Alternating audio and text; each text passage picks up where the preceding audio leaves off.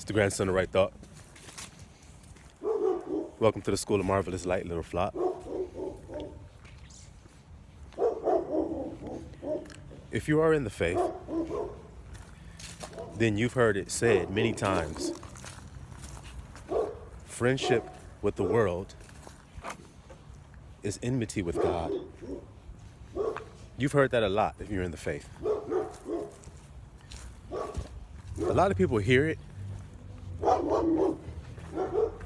and go right along being a friend to the world. Even though it clearly says there that if you be a friend to the world, then you're making yourself an enemy to God. See that right there? See that little flock? That's how you become an enemy to God, is by becoming a friend to the world. You see that? And the only way that you will not be a friend to this world is if you are born again. Now, a lot of people believe that they are in control of that. I want you to hear that, little flock. A lot of people claim to be born again, in other words, though they are not, because the process of being born has nothing to do with one. If you understand what I'm saying, let's make it simple. There's no child ever born because of their own doing, is there? Every child that you see that's born, even if it's a human child or if it's an offspring of something else, before it ever was, you saw an act take place that produced that little fella, didn't you? In the case of a human child, a man and a woman came together and they made a decision, and their decision brought forth the child that you see, not the child that you see. Hope you hear that, little flock, real nice and good. The child you see had nothing to do with being.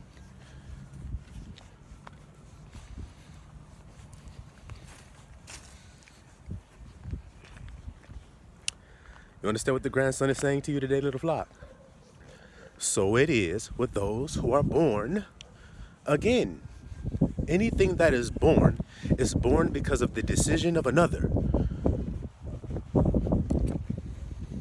So when we look at the little flock would consist of members who have been born again. Now, if they were born again, that was due to their father's decision, like any other child that's born, correct? If you were born, then your father made a choice. Y'all hear the little baby? Look how Abba work. Y'all hear the little baby? See that? See how Abba works, little flock? That baby hollering because his daddy made a choice before he ever was. And so those who are born again were born again of the Spirit, the scripture says. And the Spirit decided to birth you. And that's why we cry, Abba, Father. Isn't that written in the scriptures? What does it say there, little flock? About why someone would cry, Abba, Father. What does the scripture say about that? Their spirit bears witness that they are the children or the offspring of the Father. See that there, little flock? See how it all connects like it always does? See? Logos, Legos, Logos, Legos, Logos, Legos. Y'all see that? So there are many people who profess to be born again as if they were born again of their own accord. It's not possible. Nature teaches us that. Your child came to you and said, hey, I want to be born. So I need you to go in there, go talk to that young lady right there, get her to like you, seduce her, get her to lay with you, and then put me in her belly so I can be born. That's not the way it goes. A man is drawn away by what, little flock? The lust of his what? Own. See, not someone else's decision, his own. So when he walked up there and went up those stairs to that lady's room and took his clothes off and got in her bed, it was because he was drawn away of his own. And so it is with us of the little flock being born again. The Father decides on his own who he will pour his Spirit on. That's simple. It was already predestined before it happened. You knew me before you put me in my mother's womb. See that there? Because when you're dealing with thought and feeling and you know who you truly really are, then you understand your Father. Divine thought, what we all call conscience. So when he mentions that there are people who have a seared conscience, it's that they don't hear the Father speak to them, in other words. That's what it means. So many people go along on the earth talking about being born again, but you see that they're friends with the world. So my question is, if you are truly born again, can you remain friends with the world? Can you? I don't think you can. Look at these dogs, y'all.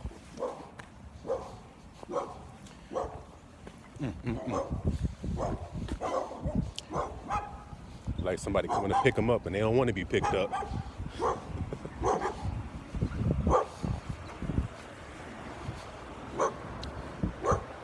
So you see, little flock, many people claim to be born again, but they're not. You see? Because they're claiming that they're born again because of changes that they've made in their life. If you can listen to this and receive it, then you'll greatly benefit. They believe that what they do determines what they are. So I was doing this, and then I changed and started doing that. So therefore, I must be born again. You see that there? In other words, I've cleaned the outside of the cup. That proves that I'm born again. Now you guys tell me that there are not people who go on the earth who change the outward appearance of how they speak, how they dress and act, and then you believe that they're born again by those tokens. Now my question is, can a deceiver deceive if those are the tokens you're looking for? In other words, if I was not born again, but I claimed to be born again so that I could deceive people, then wouldn't I just change my clothing? Wouldn't I change the way I talk and the way that I walk and dress and things that I do? Isn't that what I do in front of you? It doesn't mean I'm secretly changing these things about my life. It means I'm openly changing it so where people can see it. Okay, then. That means that I'm preying on someone else's lack of judgment. They don't know how to actually see me. Isn't that right, little flock? Now, if that's not what it's about, what I'm describing to you, then why did Christ say, I send you as sheep among wolves, and those wolves are dressed in sheep's clothing? Oh boy, good gosh golly. That pretty much Lego clicked again, didn't it? It's gonna always damn Lego click. You hear me today, little flock? It's gonna always Lego click. And you know why? Because it's true. Truth is effortless. It doesn't have to struggle. What does the scripture say? A blade, when it is dull, takes maximum force to cut with. But when it is sharp, it cuts very easily and takes little force. Now, doesn't the scripture say iron sharpens iron? So what is iron? Knowledge. That's what it is. So when your knowledge is sharp as a razor blade, it doesn't take much effort to make your point across. You can slice right through down to the bone and the marrow. That's what's written in the scripture. And expose the intents of a person's heart. Because there you are. You can't hide with your outward appearance in front of me. It's not going to work. Because we're looking in the heart there. Because that's what the Father that I'm the son of told me to do. See, I don't care about nothing about the world saying. You know why? Because I'm not friends with it. The world is foolishness. It's stupidity and backwards. So in order to be a friend with that, I have to become stupid, backward, perverse, and every damn thing else. Why would I want to live that way? When I'm free, when I've been made free by the truth, like I described to you, which makes everything click like Legos, easily without a struggle. You see that there? Light makes manifest. That's what I'm doing right now. I'm making manifest to you the things that you're looking at when you go out into the world. Don't let nobody fool you by saying, look, brother, I don't drink anymore. That means I'm born again. It could, but it don't necessarily mean that. Because there are a bunch of hateful ass, envious, covetous ass people that don't drink. You hear that today, little flock? You see how that going there? See how easy it is? It ain't hard. It ain't hard at all. You judge the intents of the heart, now you're judging the truth. And that proves where you reside. Now, where does Christ reside? Legos. See what I mean? Where's the kingdom? Legos. See what I mean? So if the kingdom is there, then when God says, I'll sit on my throne, then that must be there. That's where everything is. That's where the truth is. See? Now, this world, since Christ said, this ain't part of his kingdom, my kingdom is not of this world. I've described this to you before. It's the world of outward show. That's what Christ taught against.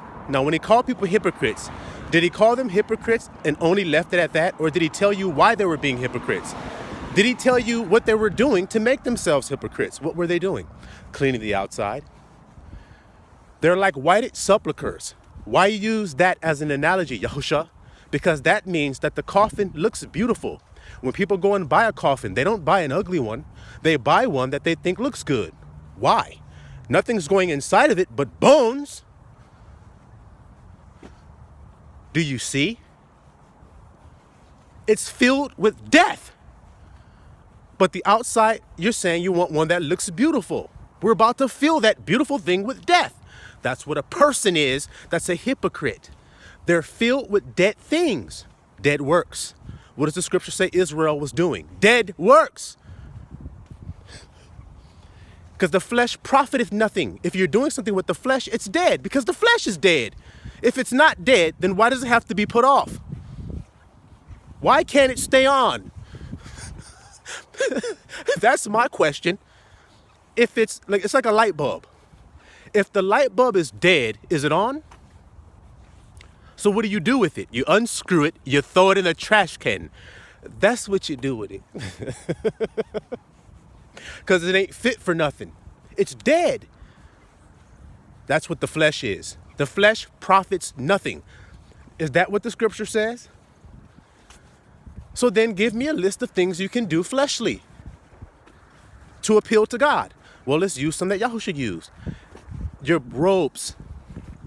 Now, whenever you guys see a holy person on the earth that claims to be holy, aren't they wearing one of those? I mean, look at it. It's not hard or nothing. You're like, let me see. The world says the Pope is a holy person. Let me see if he's wearing a robe and regalia like Yahushua said hypocrites do. Yes, he is. He's wearing that crap. Now, let me go through all the churches. Let me go to all the daughters of that church and see which they've got on. Wow, they've got on bishop robes too. Robe here, robe there, everywhere. Damn! It's robes everywhere. Now, let me read Yahushua's words. Look at them in their robes. Look at them sitting in Moses' seat. Wow, the seat of judgment, of morality. Moral judgment. They're sitting there saying that this is the right way to live. This is what you do to be pleasing to God. What, the things that you do? I mean, I do have on a white long robe, don't I? Yeah, it's white, isn't it? Yeah, it is. It has gold embroidery going around the edge of it, doesn't it? Yeah. It has a big cross embroidered on the back of it, doesn't it? Yeah, it does. I have a big hat on my head, don't I? Y'all need to watch my little videos called Hypocritas Cucarachas, the little cartoons I made. Y'all should watch that. Because that's what's happening. A cockroach can put on a hat and fool your dumb asses out there because y'all stuck out in the world. You wouldn't let a cockroach fool you because he put a hat on. Now look, you guys hear me say that. You say, this has nothing to do with God. What are you saying? Cockroach with a hat on. Okay, a coffin with a dead body in it.